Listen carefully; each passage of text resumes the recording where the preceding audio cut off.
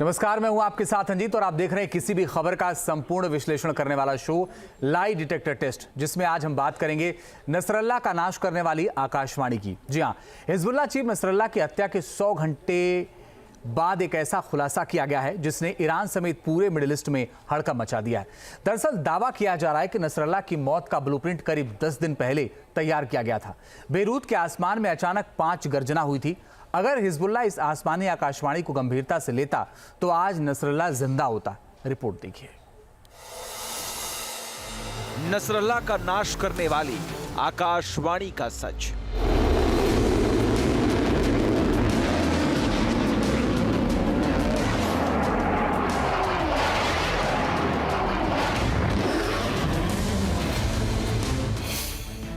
जिस नसरल्ला का 20 साल तक किसी को नहीं पता था,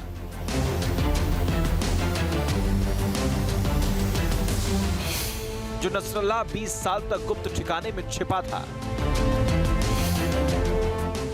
जिस नसरल्ला के हिजबुल्लाह हेडक्वार्टर आने जाने की जानकारी किसी को नहीं रहती थी, फिर अचानक ऐसा क्या हुआ जो 27 सितंबर को नसरल्ला की सबसे सीक्रेट जानकारी लीक हो गई।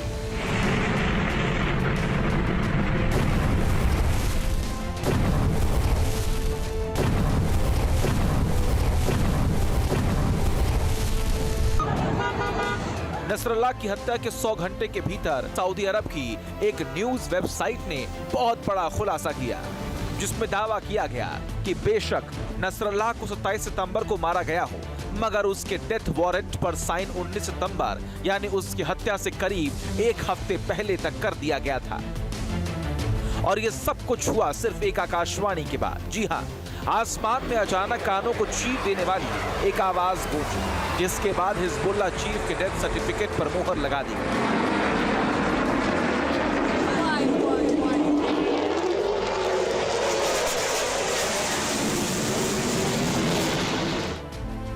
अब सवाल ये है कि आखिर ये आकाशवाणी क्या थी?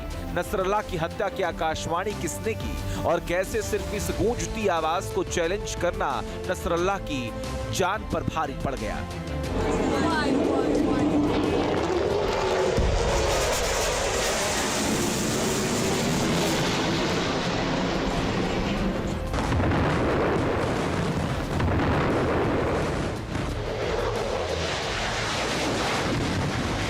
इन तमाम सवालों का जवाब आज हम आपको बहुत विस्तार के साथ देने वाले हैं, मगर पहले कुछ वीडियो आपको दिखाते हैं जिनका नसरल्ला की हत्या के साथ सीधा कनेक्शन है।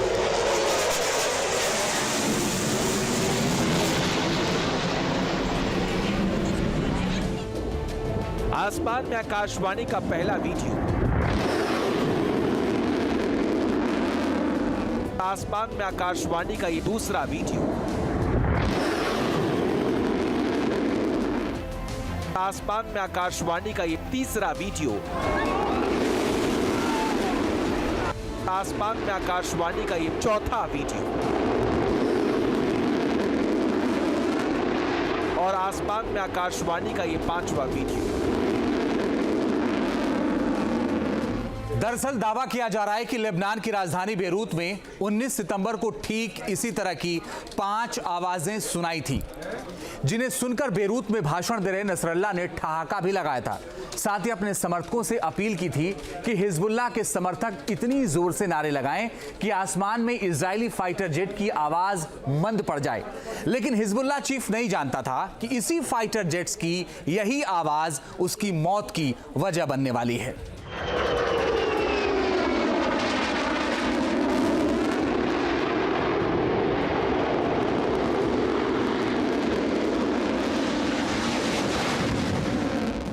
आखिर कैसे फाइटर जेट की आवाज नसरल्ला का काल बन गई, इसकी बात कुछ देर बाद।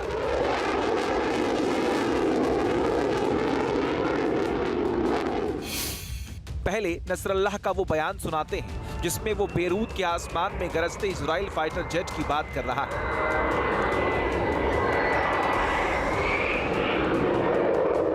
أن ألفت في البداية أنه قد يلجأ العدو दुश्मन मेरे भाषण के दौरान दक्षिणी उपनगरों पर ध्वनि अवरोध को तोड़ने का सहारा ले सकता है ताकि कार्यक्रम में उपस्थित लोगों को भड़काया और डरा दिया जा सके। ये केवल ये दर्शाता है कि उनका दिमाग बहुत छोटा है और यदि ऐसा होता है तो इसका उचित नारे के साथ जवाब दिया जाना चाहिए।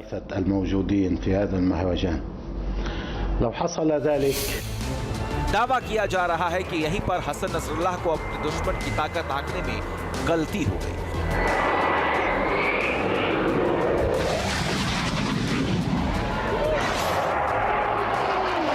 क्योंकि इजराइल के फाइटर जेट से जानबूझकर बेरूत के आसमान में तेज आवाज निकाल रहे थे।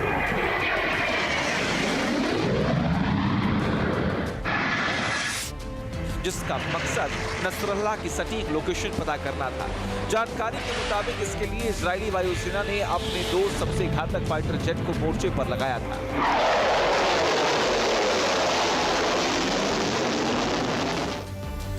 इसमें पहला फाइटर जेट था F-16 सूफा और दूसरे फाइटर जेट का नाम था F-15I।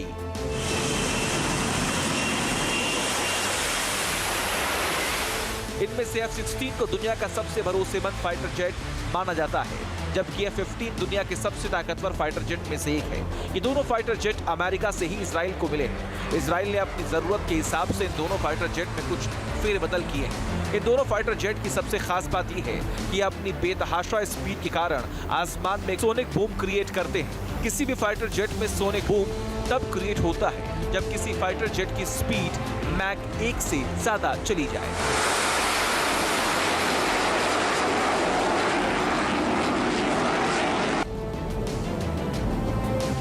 अब चूंकि F-15I फाइटर जेट की स्पीड 2660 किलोमीटर प्रति घंटे से ज्यादा है, जबकि F-16 सूफा भी 2400 किलोमीटर प्रति घंटे की रफ्तार से उड़ान भरता है। लिहाजा ये दोनों फाइटर जेट किसी भी मौसम में तेज आवाज के साथ सोनिक बूम बना सकते हैं।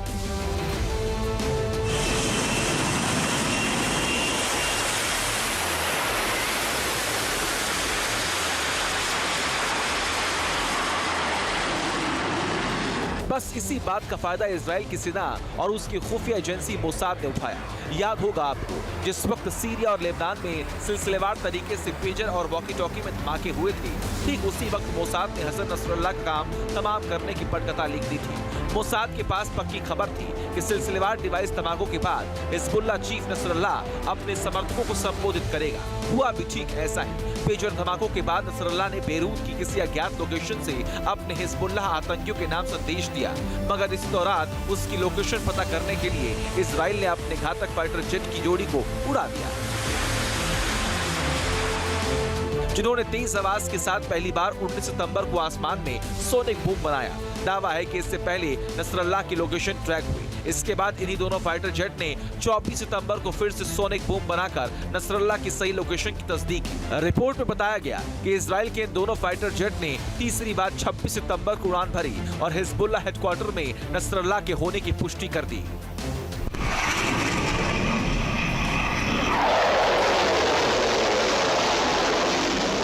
अब एक सवाल आपके जहन में आ रहा होगा कि आखिर ये सोनिक या सुपरसोनिक बूम होता क्या है?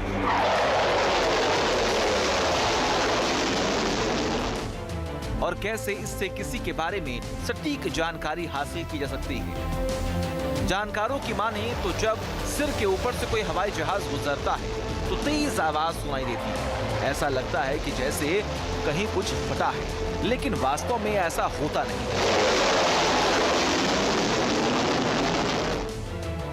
यानी जब कोई चीज आवाज की रफ्तार से भी ज्यादा तेज रफ्तार से हवा में गुजरती है तो विस्फोट जैसी आवाज पैदा होती है। इस आवाज को ही सोनिक बूम कहा जाता है। सोनिक बूम से बड़ी मात्रा में ध्वनि ऊर्जा पैदा होती है। इस दौरान वातावरण में ध्वनि की रफ्तार 332 मीटर प्रति सेकंड की होती है। विमान भी हवा में उड़ते वक्त ध्वनि तरंगे पैदा करता है। जब विमान ध्वनि की रफ्तार से कम गति से चलता है तो कोई खास फर्क नहीं पड़ता, लेकिन जब विमान ध्वनि की रफ्तार से तेज चलता है तो यह सोनिक बूम पैदा करता है।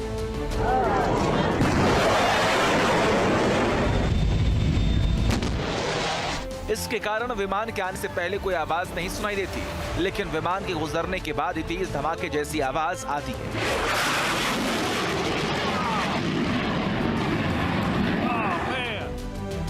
ये आवाज इतनी तेज होती है कि दिमाग को कुछ देर के लिए सुन्न कर देती है। बताया जा रहा है कि इसी बात का फायदा इजरायली फाइटर जेट्स ने भी उठाया।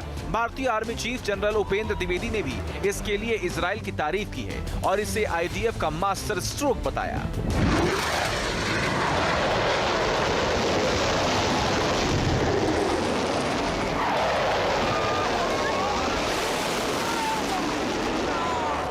Firstly, they made sure that the pages get blasted or people get injured, people die. Okay. Now what happens? Perforce now you have to shift to mobile. Moment you shift to mobile, what happens? Your signals are getting triangulated. They also went away ahead. They went for the sonic boom. What they did? They flew the aircraft in a manner that the sonic boom makes a sound in different timings. Once it makes a different timings, and Nasrallah was creating a live relay. When he was creating a live relay, they carried out a triangulation methodology to focus which building is the state. बताया जा रहा है कि Nasrallah की location की तस्दीक होने के बाद इजराइल ने अपना सबसे बड़ा ब्रह्मास्त्र निकाला।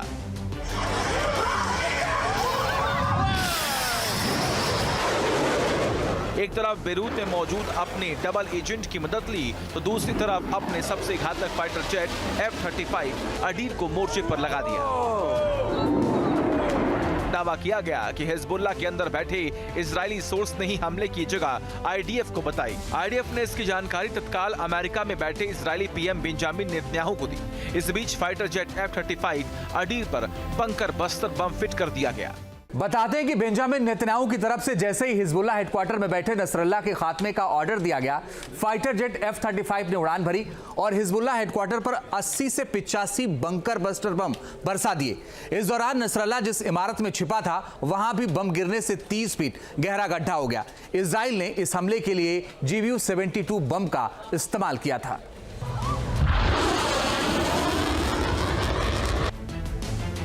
GBU-72 को दुनिया के सबसे घातक बमों में से एक माना जाता है। इजराइल की सेना ने ईरान की सुरंगों को खत्म करने के लिए अमेरिका से ये बम मांगे थे।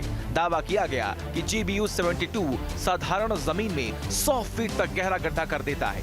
अगर कोई इसके हमले से बच भी जाए तब भी ये इतना डस्ट उड़ाता है कि दम घुटने से वहां मौजूद लोगों की मौत हो जाती है।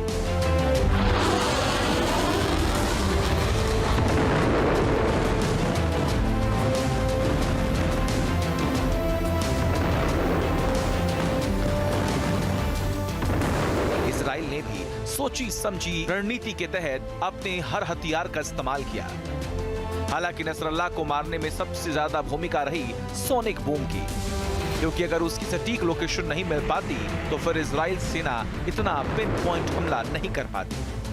हसन नसरुल्लाह के द्वारा जो टेलीवाइज्ड स्पीच दी गई उसमें जो सोनिक बूम की जो ध्वनि थी और जो नसरुल्लाह के द्वारा जो टेलीवाइज स्पीच का जो साउंड डेटा था उसको ट्रायंगुलेट करके आर्टिफिशियल इंटेलिजेंस के माध्यम से इजराइल की इंटेलिजेंस एजेंसीज ने उसकी लोकेशन ट्रैक की। ऐसी रिपोर्ट सामने आई हैं और जाहिर है कि ये इस तरीके की तकनीक का इस्तेमाल करते हुए किसी भी व्यक्ति की लोकेशन को ट्रैक किया जा सकता है, चाहे वो व्यक्ति कितना भी सिक्योर्ड लोकेशन में और अनडिस्क्लोज्ड लोकेशन में क्यों ना हो। जानकार बताते हैं कि पहले सोनिक बूम का इस्तेमाल दुश्मन को चौंकाने के लिए या उसमें खौफ भरने के लिए किया जाता था, मगर आर्टिफिशियल इंटेलिजेंस के युग में इजराइल ने जिस तरह इसका इस्तेमाल नसरल्लाह की सटीक लोकेशन पता लगाने के लिए किया, उससे आने वाले दिनों में जंग की नई दशा और दिशा बदल सकती है। हिजबुल्लाह के अंदर संभव है कि इजरायली इंटेलिजेंस एजेंसीज का कोई मोल कोई ऐसा उसका एसेट वहाँ हो जिसने कि ये इस तरीके की जो खुफिया जानकारी है हसन नसरुल्लाह की लोकेशन की वो आईडीएफ को दी हो। इस तरीके की भी संभावनाएं हैं और जाहिर है कि ये जो ऑपरेशन हसन नसरुल्लाह और टॉप ऑपरेटिव्स के विरुद्ध किया गया वो एक लंबी प्लानिंग और गहरी और रणनीति का हिस्सा था। कुल मिलाकर नसरल्लाह की हत्या के बाद हिजबुल्लाह लावारिस हो गया है। बेशक ईरान दावा कर रहा है कि हिजबुल्लाह फिर से खड़ा होगा, लेकिन जिस तरह ईरान के सुप्रीम लीडर अली खामेनेई खुद अंडरग्राउंड हैं, उससे लगता यही है कि इजराइल को सोनिक बूम की दहशत पूरे मिडिल ईस्ट में है। Team news nation. News nation अब व्हाट्सएप पर। खबरों के ताजा अपडेट के लिए न्यूज नेशन के इस QR कोड को स्कैन करें।